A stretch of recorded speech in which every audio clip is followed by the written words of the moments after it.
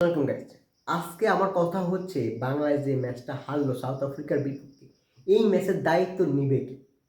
আপনি বলারদের কোনো দায়িত্ব নিতে বলবেন না। তারা এই উইকেটে ভালো বল করছে, টপ বা আমি মনে করি তারা খুবই কম রানে সাউথ আফ্রিকা আটকাইছে, যেখানে মাত্র 113 রান। তারা আরও কম রান আটকাতে পারতো, বাট তারপরও তারা খুবই কম রান আটকাতে পারছে। এবং এই রান আমরা জানি যে উইকেটটা যখন দ্বিতীয় ইনিংসে ব্যাটিং করে তখন সহজ হয় প্রথম ইনিংসের তুলনায়।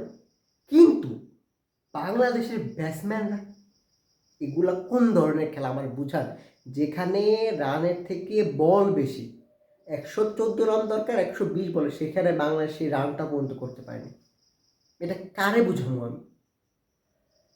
মানে আপনি চিন্তা করেন, আপনাদের ক্যাপ্টেন মানে আমাদের ক্যাপ্টেন নাজমুল হোসেন শান্ত 23 রান করে, 23 বলে 14 রান করে। সে 23 বলে কীভাবে 14 রান করে আমি বুঝি না। এবং সে কী করে আল্লাহ জানে। এবং তাহিদ হৃদয় পুরোটা ভালো খেলছে, তারপরেও তাই বলবে তার লাস্টে ফিনিশ করার করছে, তার হিসাব দিলাম। তারপরে সাকিবও গেছে, তানজিব, সাকিব, তামিম সব, মানে এগুলো সব গেছে। যাই হোক, মাহমুদুল্লাহ রিয়াদ পুরা ম্যাচ সে তার নিজের কান ফেলেছে। মানে আজকে জিতলে তার নাম, হারলে তার নাম। পুরা ম্যাচ তার হাতে। সে 27 বল খেলছে এবং 19তম ওভারের 14 নম্বর বলে, 4 নাম্বার বলে সে আউট হয়েছে। আপনি আমার বুঝান, যখন আপনার কাছে পুরো ম্যাচের দায়িত্ব, আপনার দায়িত্ব হচ্ছে এই ম্যাচটা ফিনিশ করা, সেখানে আপনি কি করলেন না? আপনার যদি বাঙালিরা সুনাম করে তাহলে আজকে আপনার বদনাম করার দরকার। কেন আপনি পারলেন? আপনার জবাব দিতে হবে। এবং আসে জাকি আলী অনেক, রে ভাই তুই দেখো যে এই উইকেটে 6 মারণ কষ্ট, তুই সেখানে সিঙ্গেল ন, তোর কেন দরকার আকাশে বল ওঠার?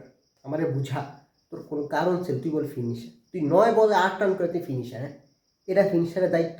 এটা কোন ধরনের ফিনিশার আমার বুঝা? এদেরকে আর কত সহজ ম্যাচ দিয়ে আমার বলাই যে আর কত সহজ ম্যাচ দিলে তারা ম্যাচটাও নিতে পারবে। কি কইতাম ভাই, আমার কোনো কারণে কিছু না, আমার ভুল হয়েছে যে আমি ওদের ম্যাচ দেখতে গেছি এবং দেখতেছিলাম 4টা ঘন্টা নষ্ট করে। আমি মনে করছি ম্যাচটা আমরা দেখবো, এই ম্যাচটা আমার ঢুকে গেছে হাতের ভিতরে, মানে হাতের ভিতরে খাওয়ানোর এক দিয়ে গেছি, খাওয়ান না। এত সহজ ছিল ম্যাচটা, তারপরে আমরা ম্যাচ হেরে গেছি। কিছু বলার নেই আমার।